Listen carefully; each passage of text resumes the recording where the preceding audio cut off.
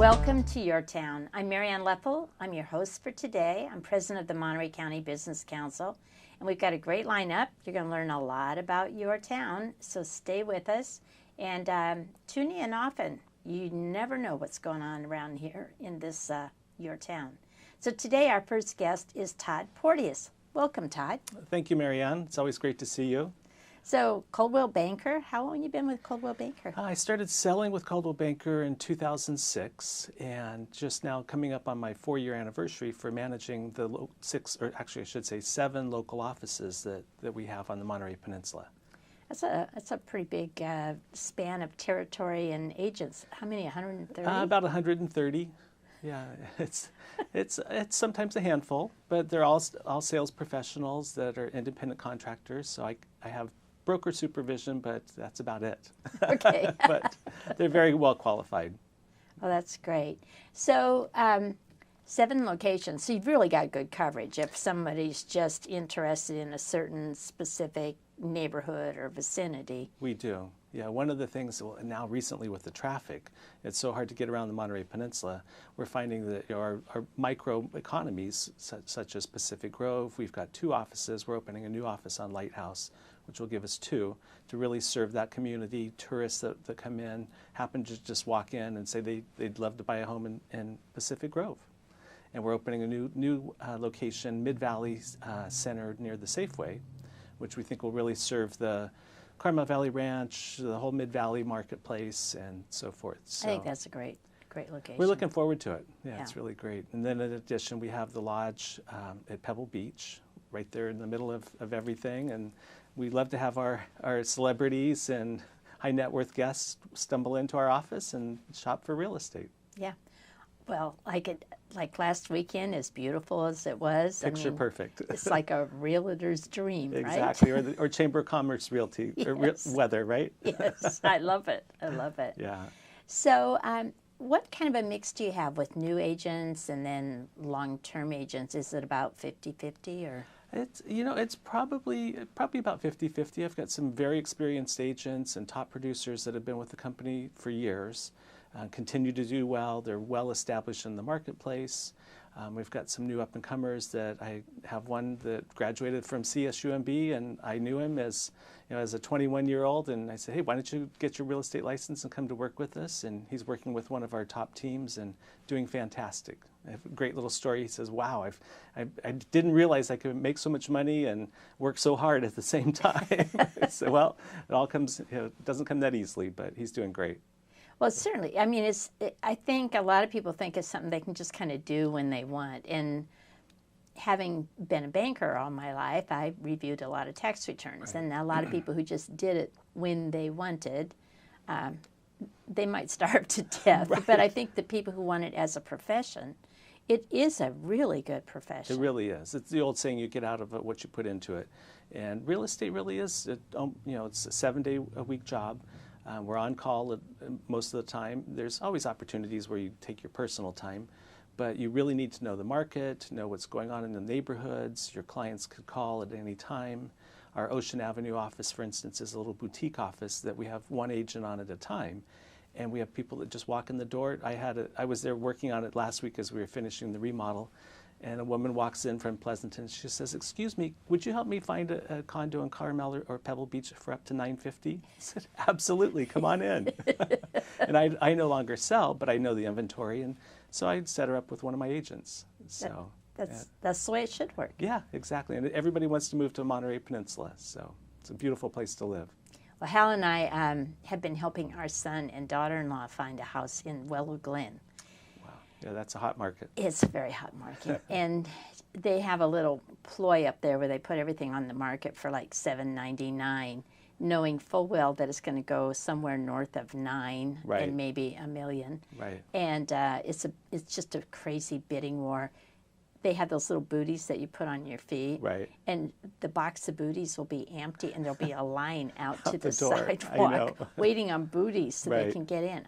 It's nuts. It is. And but they found a 1945 totally untouched fixer-upper right. with a toilet in the kitchen. I'm not kidding. Which is why I think it's still on the market. It was one of the few houses that have been on the market for over 3 weeks. Right. And the price dropped. So anyway. Sounds like something I would buy. Yeah. A fixer-upper. It's good. And I think it's important. Todd, I just want to, this is kind of a touchy subject, so you can tell me I don't want to talk about it, but flippers really drive up the market. Like everybody talks about, oh, we don't have affordable housing. But what I'm running into up there a lot in the last 3 months helping them is that people with some construction skills, maybe not real good ones, are buying up houses, quickly turning them, and then marking them up $300,000-$400,000 and putting them back on.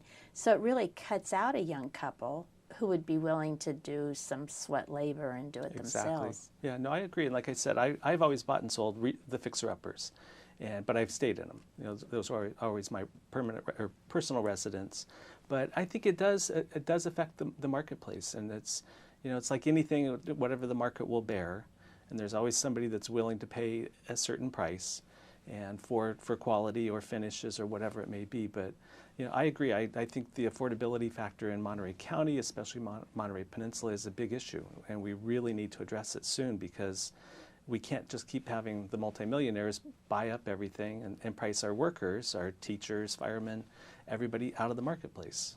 So I think it is, and I think you're very active in that with the community, and I think we need to find more solutions. Well, and I mean, I think having a lot of new housing stock come on in Marina and Seaside is going to help. Right. I do believe it will, because if you've got enough choice, then people, why wouldn't you choose something that's new versus something that's 50 years old and has a toilet in the kitchen, with the Hells Angels around the corner. Exactly. Well, and that's one of the things that people do pay for: quality of life. It's the old saying, location is never more true, and especially, like I said, when people pull into Pacific Grove, they fall in love with the charm, the homes, the walk to the ocean, and they're willing to pay that premium. And that's just kind of how it is. And we're fortunate in that sense. And I always say, once you get into the market, you're fortunate, and then you're going to gain that appreciation. It's just biting the bullet and jumping in and writing that big check for a deposit or sometimes cash. That's right. So, but everybody wants to live on the Monterey Peninsula. And we're lucky we're here. We are. We're very fortunate. So what percent of your buyers have children and are affected by school test scores? Actually, I don't have the exact figure, but recently, we've seen a huge influx in the Pacific Grove market, where the elementary schools are overcrowded, and that has just seen a big influx from out of area, and Silicon Valley workers, we'll say, not necessarily executives, but families that are looking for a better quality of life and for what they get for $1 million here versus San Jose, Cupertino, or someplace is a big difference. And then again, air quality and everything else. So we're seeing those markets change, and the same in the Monterey marketplace as well, where it's still affordable, and people are really considering entry-level properties there. I also, and in my last few years in banking in particular, I saw a lot of companies that maybe do $1 million a year, and it's one person, and they're working out of a third bedroom or a second bedroom. A lot of them appeared to really love Pacific Grove because it was peaceful and quiet, or they liked a condo in Carmel. They liked the lifestyle, but they need to have a place. In the Monterey Regional Airport was, if they had clients out of the area, they could get in and out. But basically, they're on the phone or on their computer most of the time with their clients, whatever they do for a living for them. Or they fly to them once a month, and that's it. Video conferencing, and and I think that's the new economy. It's the new work world and the new economy with online businesses, consulting, sales. Who knows what it could be? I mean, they may not be doing warehousing here, but they're they could have the warehouse in Toledo, and they're selling online. So it's the Amazon factor. Yes. So along that line, do people actually ask about broadband speed and how important They that do. is to a lot of them? Yeah, and one community I'm familiar with, that's a huge factor. It's a very desirable community, but the cabling is owned by a now defunct cable company that won't release it, and in order to wire it, it's over $1 million to wire the community. So they're looking at other sources over the air, and I think that's going to be the next wave of broadband is over the air and so forth, and disconnect. So there's a rural broadband conference that just took place in Monterey. I missed that, yeah. And it's going to be important, I think, that people understand we have got to, as a community, come together and demand that we get better broadband because our children get further behind, Yep. and it impacts the cost of real estate, it impacts the schools, it impacts business. Yeah, So. it really does. And we see everything we're doing now is online. And I use the analogy is that we can stage your house, we can do everything so that when they walk in the house they fall in love with it. But it starts with good photography, a good marketing plan, and when people are driving by your house, looking at your property on their device, their phone or iPad, it either makes it or breaks it. And and in addition to that is the broadband, and they want a streaming video. They want to be able to pull up and see the streaming video and take the virtual tour. So That makes sense. It does. It really does, and especially again, Silicon Valley, they're used to it. That's what they want, and that's what they need. So. Yeah, we're all used to it. Exactly. I was buying tickets for something yesterday, and plane tickets, and then their website went down, and I was like, I had to start all over. What an inconvenience. Yes, like, oh, are you kidding me? I know. We're spoiled. I don't have time for this. So what has Coldwell Banker done? What's new with Coldwell Banker that's just kind of innovative, or what you're doing? Actually, something that's really exciting is our new Coldwell Banker Global Luxury brand. So we've actually started a new logo, our blue logo for 110 years, we still retain. And then we've started a new one. It's black and white with the title Global Luxury, which is what it is. And that's really meant to market our luxury properties in that $1.5 million in that price point. Whole different marketing approach. I call it the black tie effect, the black tie marketing, whereas it's very elegant, large formatted, high resolution photos on the website and the print materials, and really just much more of a targeted, focused marketing approach rather than a shotgun approach, so to speak. So we're excited about it. We've got new signage that's just now going up, and marketing, a new website, ColdwellBankerLuxury.com, with about 30 agents that are qualified luxury agents. And what's interesting about it is that it's kind of taken the LinkedIn effect, whereas we've got our local luxury agents that are on the same website that can link up with other agents around the world. So if we have a potential buyer or seller that's looking to sell their property in Boston, they can get on the website, find somebody that's a good match, and refer their client to an agent in the Boston market or someplace. So that makes a lot of sense. It really does, yeah. Rather than just shooting in the dark for somebody, or they don't have anybody in their neighborhood that they're working with, then we can find a good recommendation that's suited for their needs and their wants.